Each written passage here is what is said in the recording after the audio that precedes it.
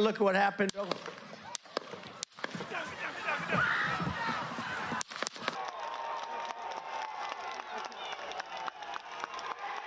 While we were just about to go live on the BBC World Service, we heard some shots fired. In July 2024, our colleague Gary O'Donoghue was there when Donald Trump was nearly assassinated. A year later, the two of them have been chatting on the phone. I'm here with the president. Here you go. Mr. President. Hi, Gary. How are you? I'm very well, sir. Thank you very much for sparing some time. Good. You covered us very fairly. It's Adam in the Newscast studio, and we're chatting to the now famous, well, he was already quite famous, but he's even more famous now, Gary O'Donoghue. Gary, thank you very much for joining us. Oh, pleasure, always. I'm honoured, because that's what Donald Trump said about chatting to you, so we're in the same boat. Explain to us how this interview came about in the first place.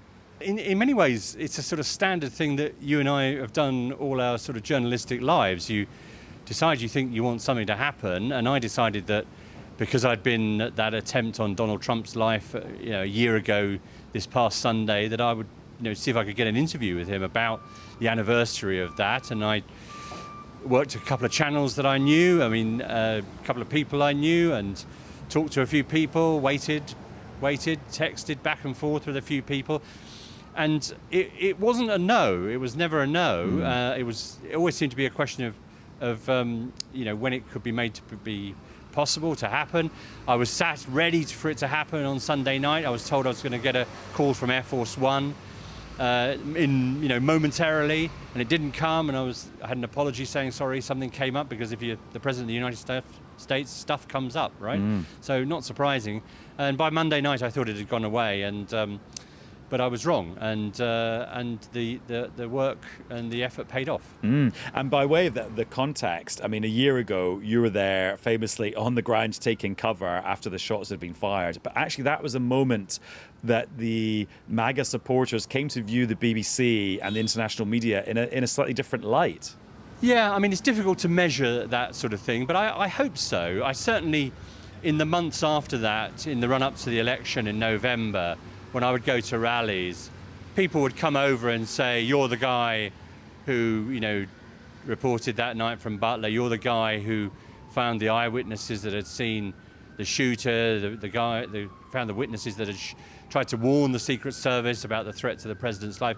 I certainly hope that made some difference, because, part of our job is to go out there and talk to everyone.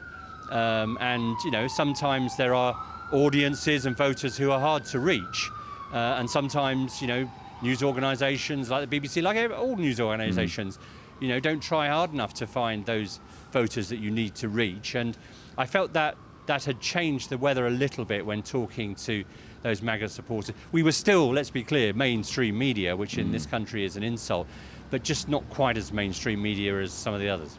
And this is going to sound like I'm downplaying your interview, and I absolutely do not intend it in that way at all, because it's a massive, massive global scoop. But Donald Trump phoning up journalists, that's a part of his shtick, isn't it? It absolutely is. It absolutely is a part of the way he operates. He has always believed and always said that he's, the best communicator in his administration. He is utterly comfortable in that environment. He can riff in a press conference for ages. They can go on for ages. And he can call people up out of the blue. This was more formal than that, but he calls people up out of the blue. He did that to a whole bunch of journalists after Elon Musk's departure, to get his line out there pretty early in the morning on that occasion, I remember. So yeah, this is part of his thing, and it's part of him being a sort of non-politician, as he still sees himself as.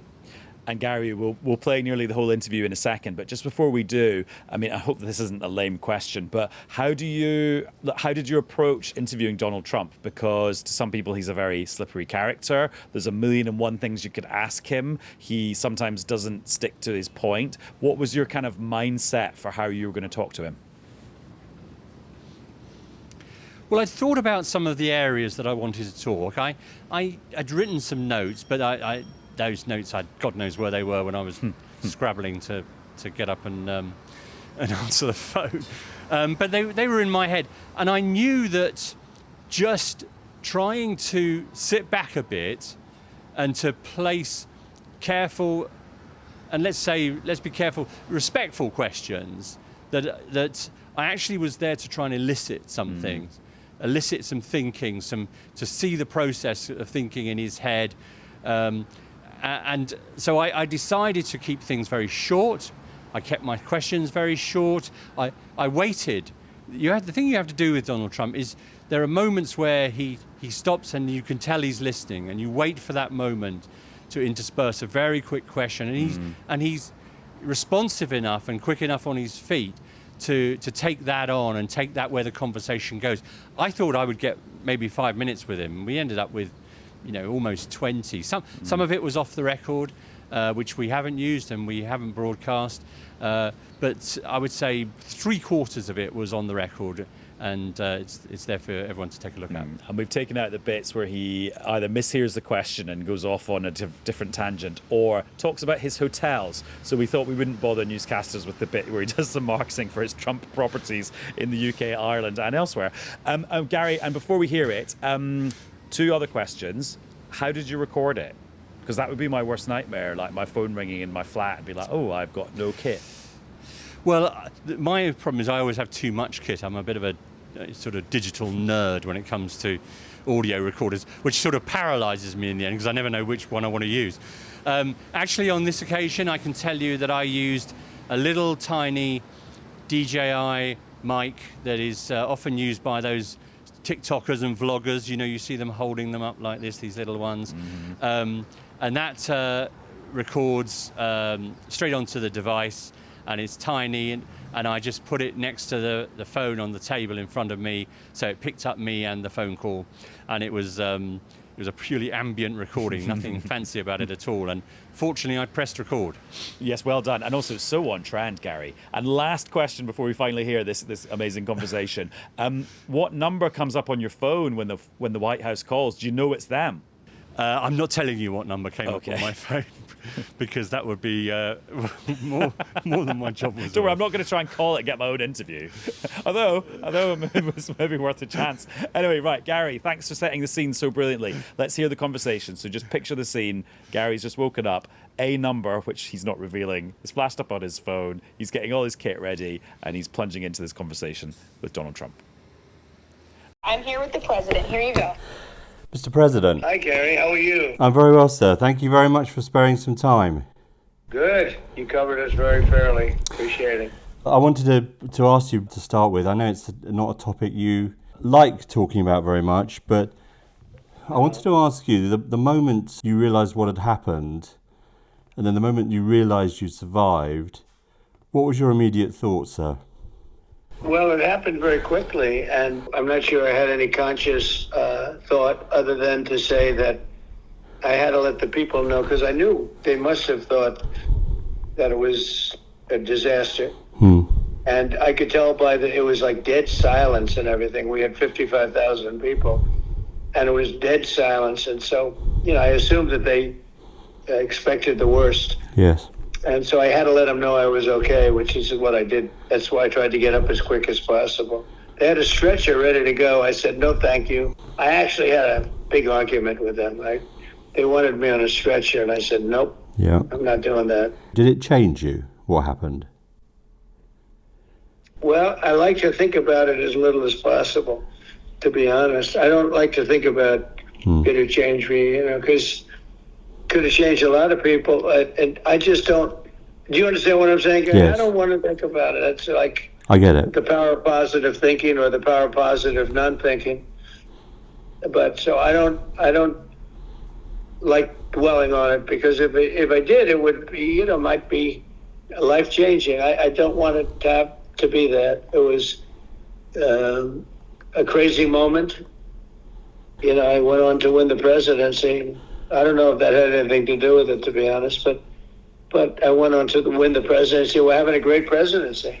One thing I was keen to ask you is, these world leaders, they do treat you differently to the way they treated you first time around.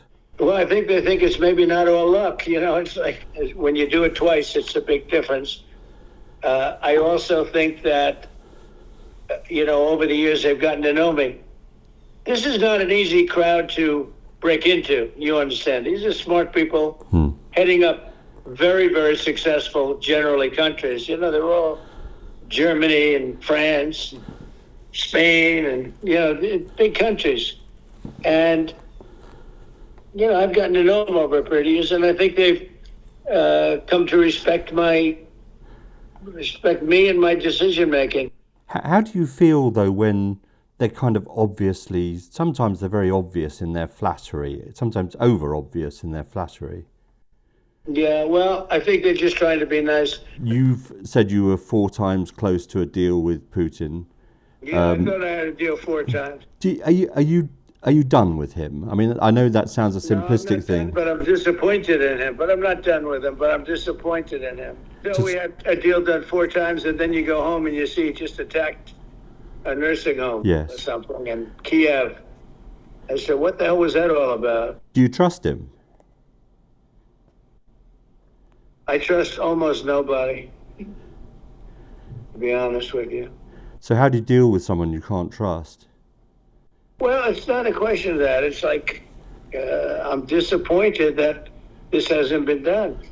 The deal we made last week is amazing. The 5%. Yes. Nobody thought that was possible. And it amounts to over $1 trillion a year. On that deal, you once said that NATO was obsolete. I think NATO is now becoming the opposite of that. I do think it was passed, and it was very unfair because the United States paid for almost 100% of it. But now they're paying their own bills, and I think that's much better. And what about the collective defense thing? Do you believe in that still? I do. Yeah, I think collective defense is fine.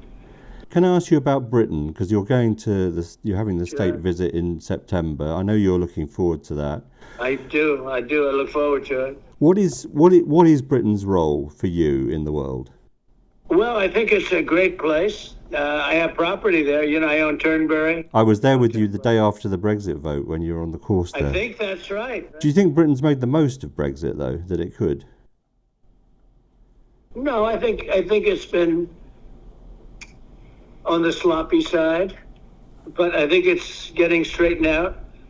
I really like the Prime Minister a lot, even though he's a liberal. I think he did a good trade deal with us, which a lot of countries haven't been able to do. One of the things that previous presidents have done on state visits is to make a speech to Parliament. Parliament isn't sitting in September. Would you like them to bring Parliament back? They can recall Parliament, so you could make a speech to Parliament. I think let them go and have a good time. I don't want them to. So you're going to meet the Prime Minister when you go in July, but in September, what do you want to achieve with the state visit? I think I want to have a good time and respect King Charles because he's a great gentleman. He went to open the Canadian Parliament, and a lot of people saw that as a sort of an endorsement of Canada's independence. How did you see that act by him? Well, I didn't view it as anything. Look, they're wrapped up with Canada, so what's he going to do? He has no choice. But we're negotiating with Canada right now, and we'll see how that all works out. I think it's going to work out very well. And in terms of Britain's sort of role in the world, it sits between the US and Europe. Sometimes it tries to act that mediation role. Do you think it achieves that? Do you think there is this special relationship that British politicians often claim there is with American military? I do. I think, one of the problems with NATO is I said, we have to fight for them, but will they actually fight for us if we had a war? And I'm not sure I can say it, but I will say this. I believe that the UK would fight with us. There's something about it. It's just been so many years, and I really think the relationship is just a really great one. I think that they would be with us. I'm not sure that a lot of the other countries would be, which is unfair because we pay far more than anybody else. There's a special relationship we have. Well, look, that's why I made a deal with them, and I haven't made a deal. I mean, I've made some other deals, but for the most part, in terms of your competitors and in terms of the European Union, I haven't made a deal. But No, the UK is very special, and it's been there for a long time. Yeah, they have been a really true ally. So may I ask you, what would be, looking back, what would be the key for your legacy for you? What do you think would define your legacy from Saving America. I think America is now a great country, and it was a dead country 1 year ago. And that's been told to me by many leaders of the countries, you know? Thank you very much for your time, Mr. President. Thank you, Gary. It's a great honor. Right, Gary, loads of things we could pick up on. I think actually they're very, very sort of from a UK perspective. I mean, Keir Starmer will be listening to that interview and like punching the air. I think that's right, you know. I mean, there's sort of little quip about him, despite him being a liberal. I think he can probably swallow that one. Also, this sort of potential row that some people have tried to stir up about Parliament, being recalled and whether it should. He's just not bothered about it, is he? So that's another little tick box that they don't need to worry about. Brexit, of course, didn't happen under Keir Starmer, so the sloppiness there can be brushed off. And I think the interesting thing, when I was really interested to ask him about the sort of flattery thing that in some ways Keir Starmer started when he came to Washington earlier in the year, and other leaders have picked up on, the bending of the knee, and in some cases, I'm not suggesting this in the case of the Prime Minister, but the bending of the knee so far that they're practically on the floor. I wonder whether, Donald Trump, whether he likes it or whether he's trying to, and he was just kind of either just trying to be nice. In other words, he knows it. He knows it for what it is, and he's prepared to just see through it. So I think, that is something that I was curious about. And the trade deal, or the trade deal he claims that has taken place with the UK, of course, lots of disputes about how broad and how in place all that is something I think is down to the chemistry and indeed down to the president's, absolutely apparent affection, I think, for the UK. You could put it like that. Sure, we got the adverts for all the properties and the golf courses, and we know some of his ancestors are from Scotland, obviously, but there is an affection there, and that translates into, in some ways, I think, into the political. Just on a little sidebar for the Brexit thing, we don't know if he thinks it was Theresa May or Boris Johnson who did Brexit in a sloppy way. But what is interesting is that he obviously thinks Keir Starmer. One of my regrets. Yeah. One of my regrets that I didn't. No, don't worry. When you do these interviews, you always have regrets, don't you? And that is one of the ones that I thought, darn it, should have asked what you meant by that. That's only like a little footnote. It's only a minor piece of feedback from my point of view, Gary. I think, but what's interesting is that he clearly thinks that Keir Starmer, by smoothing some of the edges of Boris Johnson's Brexit deal and getting the UK a bit closer to the EU, he's obviously in favour of that. So while Donald Trump is a Brexiteer, he's not like a maximise sovereignty, like minimise the relationship between the UK and the EU kind of Brexiteer. He's a kind of soft Brexiteer, but that's quite minor in the grand scheme of what we're talking about today. Also, it was interesting. Yeah, you're talking about you put those things about does he want to address the Houses of Parliament? Is he annoyed about the King going to the Canadian Parliament? And he chose not to pick those fights, which shows you that he only picks the fights he wants to. He doesn't just automatically walk into every fight that's offered to him. That's right. I don't know, on the question of Parliament, whether he has a different view. That's the view I have. I had heard that, not him specifically, but I had heard some disquiet, potentially, among the diplomatic community and perhaps in the administration as well, about the King's opening of the Canadian Parliament. Nothing had really ever been made public. So I wanted to slightly explore that because, as you know, Donald Trump has made this a big thing about, Canada being the 51st state and all this kind of stuff that the Canadians get very upset about, as you can imagine. And I just wanted to see whether it was the case, but he didn't seem to go for that in any way, and seemed to be sort of resigned to the idea. Well, what else could King Charles do? Yeah, and also there's a clear personal affection there. So and also because he's quite, for somebody who is sometimes accused of being a bull in a china shop, at times he can be very, very polite and very kind of formal and very, I mean, in fact, quite solicitous himself. Yeah, he is, and he's someone who thrives on personal contacts. It's why he finds it, I think, perplexing, and this is something I think I detected in his words during that interview. Perplexing that simply getting people together when there's a problem with him there. He finds it a bit baffling, I think, that doesn't sort it out. And so the chemistry is incredibly important from his point of view. I think the chemistry was the start of the real problem, if you remember, with Vladimir Zelensky at the beginning of the year. I mean, he even took exception to President Zelensky, what he was wearing right from the get-go, if you remember. And I think that is something that is absolutely central to his modus operandi. Now, he's not the only politician who does that. Some of the greatest politicians of the era have been extraordinary people. They are people that relate to people incredibly well. If you think of Clinton, in a room, the way Clinton used to work a room, it was extraordinary to see him working a room. And people will say Tony Blair was the same in some ways.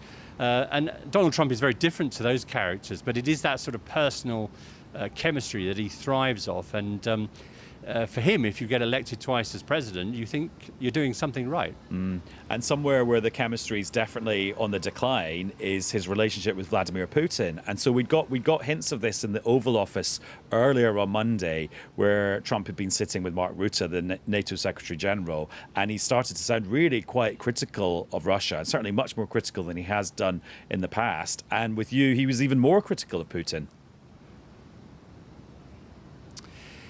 Yeah, I mean, he's said some pretty straightforward and colourful things about Putin in recent weeks, more so than I got out of him. And he's been very irritated. I think, he talks about lots of nice words, and then in the evening, Vladimir Putin goes and bombs people and bombs nursing homes, I think he puts it. So that has been an change. Now, it is also worth saying that Donald Trump can change his mind pretty quickly, can change his mind in a way that you feel a bit bewildered by sometimes at the speed of it and the alacrity in which he can do a 180. But this has been a sort of process over time. He said, didn't he, he thought he'd had a deal 4 times with Putin, and none of them had come home, and yet there's still this 50-day sort of window offering Putin another chance before the secondary sanctions kick in. So he still thinks there's an opportunity for a deal. And that's why when I said to him in that sort of, I mean, it's an American question, isn't it? Are you done with? A particularly American kind of phrase that, you know exactly what it means if you live in America. And he said, no, I'm not done. I'm just disappointed, which means the door is still ajar. And also just that moment, I mean, it's so theatrical when you say, do you trust him? And there's that massive pause that you could drive one of those big and massive American trucks through. And he says that he doesn't really trust anyone, which actually when you hear it in this context, sounds a little bit tragic, actually. Well, do you know, the pause was one thing. I mean, I waited, and the temptation can be to sort of leap in. But I could hear he was still there, so I just waited. And then when he said, in a really sort of wistful, sort of slightly distant tone about trusting almost nobody, a sort of shiver went up my spine, actually, because I thought at that moment, that is an incredibly lonely place to be in this world, if you trust almost no one. Although maybe it explains why he's got a somewhat sort of nihilistic view of the world. And why it's like, it's might is right, dog eat dog, actually don't really look after anyone. Transactional, indeed. Yeah. And also going back to the point about what he said about Putin, it's like, I mean, you don't need to be an expert or have been to Ukraine recently to know that for years the Russians have been attacking civilian targets. Like, that's not new news to anyone. No. I mean, yeah. That's the other thing, that people will say, and I think it's a fair criticism, we've been telling you this all along about Putin. That's what Vladimir Zelensky will say. The Europeans will say, we've been telling you all along that this is what Putin is like. And finally you come around to the idea. And that, I think, is a fair criticism. He would answer, look, I'm just focused on stopping the bloodshed, and he said, and that there was no progress towards that in the years I was out of power. He always says the war is Biden's war. It started under Joe Biden, not my war. And he will come back to this point that he will do or try and do what's necessary to end the bloodshed. It's the thing he's focused on. I mean, he quotes a lot of numbers that are disputed about people who are dying, but unquestionably there is a huge amount of misery on both sides, and on the civilian, particularly the civilian casualties in Ukraine as well. And I think that would be his justification for just keeping that line of communication open, and at least not, up until now at any rate, not completely sort of closing down the possibility for some sort of communication with the Russian leader. And Gary, let's end our conversation where you started your conversation with President Trump about the shooting a year ago. He was actually really reticent to talk about it. I mean, that's kind of the opposite of the kind of fight them imagery that emerged of him at the time. Yeah, it's interesting. I thought that he really didn't want to go there. And, he said that he got up at the time because he needed to show the crowd something. And that's pretty plausible to me, and that's why he refused the stretcher and everything, and refused to be carried off. But he didn't. He seemed very reluctant to want to go there, and it was difficult to exactly discern the meaning of his words. But I got the distinct impression that, if he started to think about it, he might not be able to stop thinking about it and stop thinking about the possibility. So, the positive thing to do, as he put it, the power of positive thinking, is to not think about it at all. That's the stronger thing to do. And so while he knew that the anniversary was going to bring this all around and there were going to be questions that he couldn't avoid, I think if you asked him today or tomorrow, he'll be pretty glad that anniversary's passed. Yeah, and he's given us a great new Trumpism, which is the power of positive non-thinking, which is a new one on all of us. Gary, thanks very much for your time today, and congrats on such a good interview. Thanks, Adam. Nice to see you.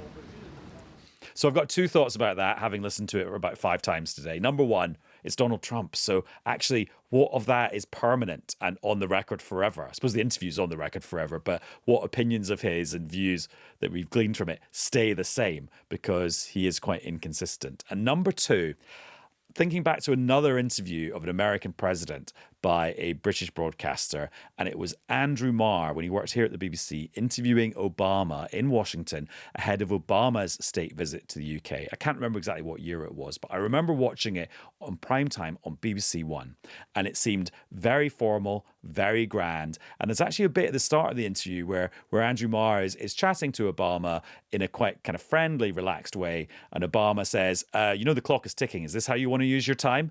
And I remember thinking, oh, Obama's potentially quite grand and quite spiky. And you just think the contrast between that interview with an American president and the one we've just heard, you can see actually why lots of Americans find Donald Trump really appealing and why they would potentially re-elect him to the White House for the second time. And then my third point actually is, when, as Gary alluded to there, when you do an interview, you've got a choice. You can do an interview like as an interviewer, where you are kind of putting lots of evidence to people and holding the person to account, which is one kind of interview. Or you can be a bit more of a reporter and try and elicit stuff and get the most you can out of the interviewee. And it's very clear in this case that Gary went for the second model of interview rather than the first.